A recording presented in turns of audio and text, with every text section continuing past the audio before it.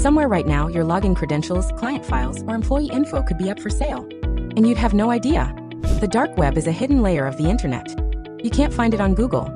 You need special browsers to access it, like Tor, and that's where cybercriminals buy and sell stolen data. What's for sale?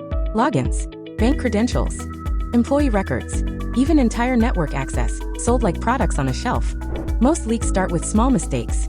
Phishing emails, password reuse, breach third-party platforms. And once that data is stolen, it spreads fast. For small businesses, one exposed password can lead to ransomware, wire fraud, or a full-blown data breach. Use dark web monitoring tools to get alerts if your data appears online. Lock down passwords, use MFA, and train your team to stay alert.